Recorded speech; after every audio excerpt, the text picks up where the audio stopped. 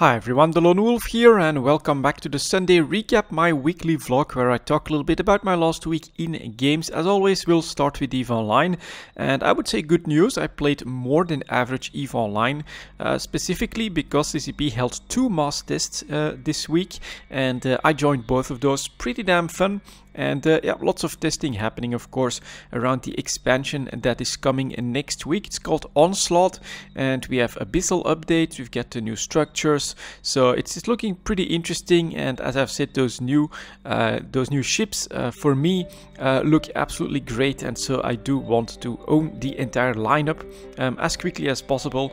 I'll do my best. We'll see. Perhaps we'll do like some co-op Abyssal Dead Space. Perhaps I'll go grind some extra myself, or we'll just keep an eye on the market and just buy that Kikimora as soon as it becomes available. Well, price still has to be somewhat reasonable, of course, but there should be a decent amount of resources out there, so I do think personally that they'll become affordable quite quickly. On TQ, I kept up with the blueprint copy business. That is going decently well, although as I've said, I keep focusing on the Orca blueprints and the structure blueprints themselves. Those are selling the best, and other than that, PI is doing really well as well. I'm making coolants and mechanical parts, so 2 fuel related items that are definitely up in price, very close to 1-year highs. And we also have another good that I'm making from Plasma Planets, can't really remember the name right now, that actually also made a nice comeback and is now selling well above average. So I loaded up a cargo ship, and on my next trip to Jita we're definitely trying to unload, I think like $500 million in PI or something like that.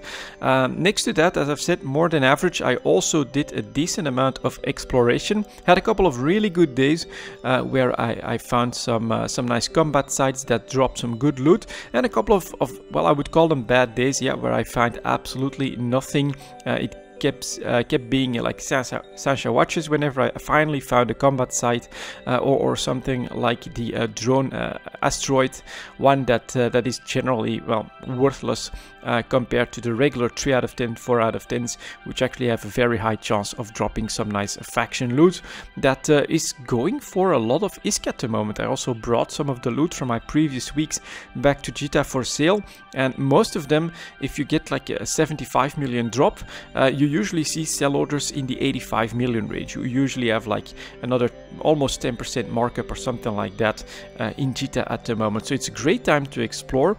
I think it's because of the Mutaplasmids that people are paying a lot more for those faction items, because ultimately, if you want to get close or you want to get a chance to one of the very best items, then that's the items that you want to go for. And the officer mods are probably just like that step too far, except for the most extreme cases. So yeah, very good week in EVE Online for me, and I'm definitely looking forward to the expansion at this point.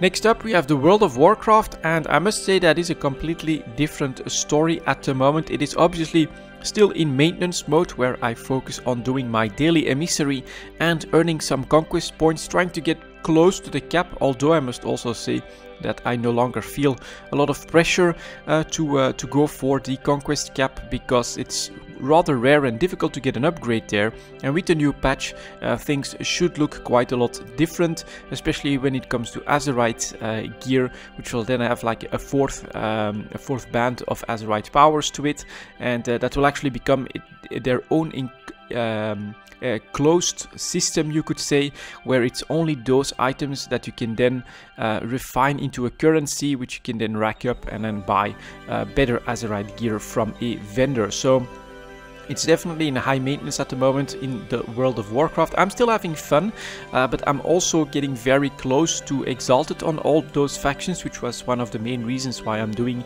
the daily emissary. So I think I basically need to do them one more week. I think if I go over all of them with one more emissary, which gives you like 1500 rep, then I'll have all of them at Exalted, if I add to that just a couple of world quests and things like that. So very, very close to that point. And then what's the point of still doing emissaries? Well, if something Titan forges, like a ring, like a trinket, I think that there is still a chance that it's an upgrade, but there's very little reason at this point to keep going. When it comes to then the PvP stuff, again, patch 8.1 is coming nearby, so that's really because I enjoy the random battlegrounds. And so what I try to do is do at least a random battleground and one skirmish, which I don't enjoy. I actually really don't enjoy the skirmishes or the arenas. I'm not exactly sure why. It's basically, I think, too fast. It's compressing everything so quickly that, well, especially my class, an Affliction Warlock, has a very difficult time at the moment in the skirmishes. I need time to rack up my damage to be able to get my combination off, and I don't have that many defensives, and so stuff like rogues and paladins, they just eat me alive because they can get rid of all my dots with a single press, and by that time I'm halfway down and need to build up again. It's very hard at the moment in skirmishes and in the arena, and the playstyle is a lot more hectic, a lot more mistake sensitive than in the battlegrounds, which I far prefer to something like the skirmish at the moment. And it is really getting to that point in the World of Warcraft, for me personally, where I am sort of thinking, is it still worth it for me to pay a subscription for the game?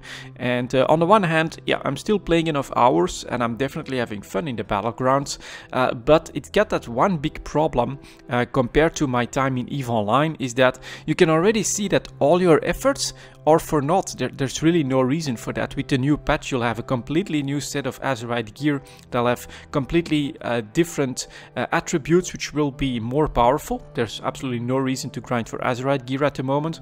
And then they're also looking at PvP, which in all likeliness will also be a step up from what you're doing now. And so it really is that treadmill in the World of Warcraft that just constantly gets reset, reset, and reset. And now it's not just an expansion that invalidates all your previous work. It's even gonna be patches that are going to press that big reset button, and then you can get started on that grind again. So we'll see. With the patch, I do look forward to that a little bit, to see what they're bringing. They should also be bringing some sort of world invasion quests, which will give you like pretty nice gear compared to what you could get from world quests at the moment. I think that could be very interesting. I did enjoy the world quests in Legion quite a lot, and see if I can find a nice routine for myself in the World of Warcraft. But yeah, at the moment it's all just because I still enjoy the battlegrounds that much that I still play a decent amount of World of Warcraft. And then for the final game, we have Dungeons 3. So I finished that game. Let me quickly actually take a look at my library and see how many hours I put into the game. So to get through the campaign, Dungeons 3, where is it? Let's see if I can find it. It puts me at 27 hours, so almost 30 hours. I think I bought it for like 15 euros. It's definitely no more than that. So yeah, definitely good value for me personally, just to get through the campaign. There's more stuff to do if I want to. I could really try to like build the ultimate dungeon or something like that, although I don't feel too motivated to put that much more time in the game. I enjoyed it. I think it's a nice little base building game that's got a decent pace. Also good news in my opinion, there's only one time gated mission there. On all the others, you can basically play rather defensively, build up your forces, and then really go for that objective, try and complete that one with a massive powerful army that you have massively upgraded. There's even like an infinite sink to make your troops more powerful in there, which I really like as well. So you can grind this out, and you can really work on building up that dungeon, being defensive, taking on all the ways that the computer throws at you, and then come out as the ultimate evil with a big army, and then just start stomping them. So yeah, I enjoyed that. Only one time gated mission, which I personally don't enjoy. I don't like that pressure of needing to do certain steps before a certain time. But yeah, as I've said, only one. So really good news. Definitely not completely my type of humor either in this game, right? Lots of mentions and lots of lots of jokes that focus around other games like the Warcraft lore, like Lord of the Rings and things like that. It's not entirely my cup of tea, but I never felt like it was a big problem or anything like that either. And overall, you just, you go through a campaign that ramps up your power and unlocks all your new units and rooms and things like that in a very nice progression. And then at the end, it throws some different types of missions at you, including one-time mission, and then you just go through the story and try to finish that in the end. Not too difficult, not super easy either. Some of the missions I had to restart and go like, okay, I gotta keep that in mind, and things like that, but absolutely perfect for that casual RTS experience that I was looking for. So yeah, actually a pretty nice pickup in my opinion during the Halloween sale. And then just to end up here, I'll also quickly mention that my brother has basically decided that he wants to play Fallout 76, and I'm gonna join him there as well.